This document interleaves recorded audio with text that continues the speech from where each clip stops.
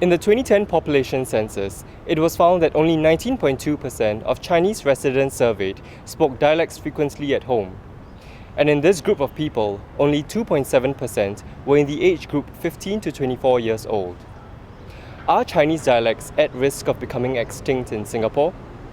In this featurette, we explore the reasons why this is happening and the challenges faced in overcoming this issue. What do you friendly? No lah, just go and play only, but now it's cancelled. They play at night, meh? This is a typical Singaporean household where conversations are carried out in English. Nowhere.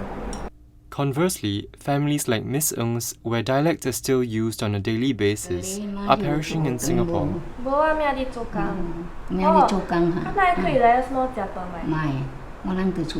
Actually, I'm very fortunate because I live with my grandparents since I was young, so I naturally picked up Hokkien by interacting with them.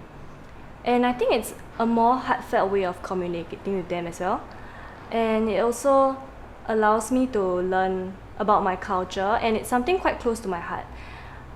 I wish more young people nowadays they can converse in dialect, but I think a lot of them think that it's an uncool thing to do.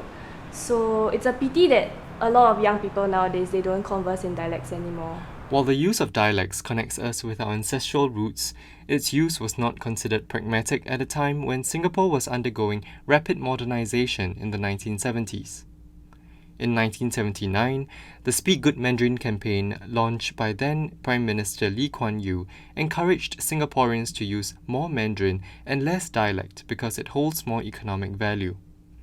It is also a common language to unify the Chinese community. Despite the decline in use of dialects over the years, certain groups such as Singapore Hoi Chau Wei Kwan have held activities aimed at bringing members together to preserve this dying culture and to ensure succession in future generations. We speak to these organizations to find out more about their opinions on this trend. Partly because of the government policy, last time we used to have a television, you can listen to the dialect, or radio fusion, you have Cantonese, Hokkien, and Hainanese in telling the story and everything. But lately, they only also have coming out again the dialect, but only in the news only. So during our time, we can, from morning 7 o'clock until evening or midnight, we can listen to all the opera and everything in dialect.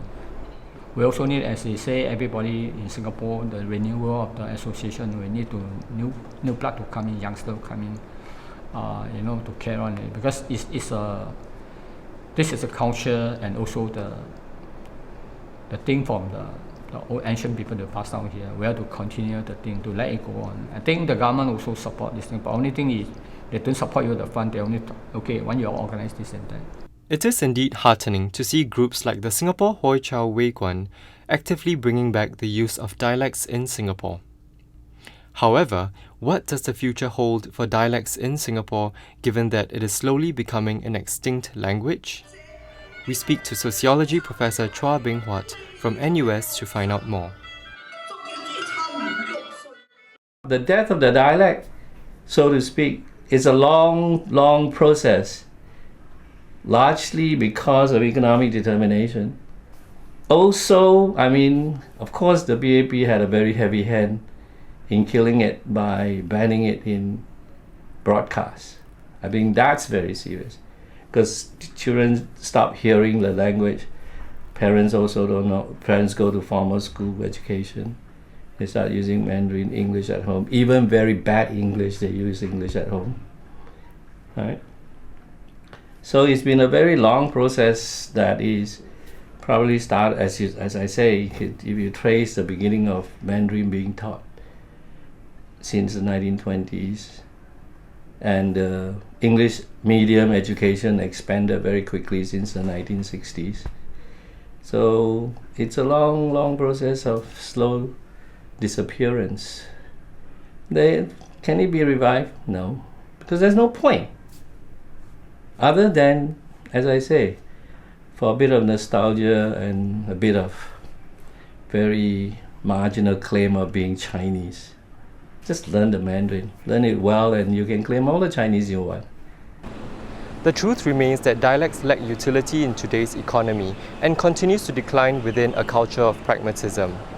As a nation that is constantly negotiating its identity, should Singapore forego a part of its heritage in order to move forward in a globalized world?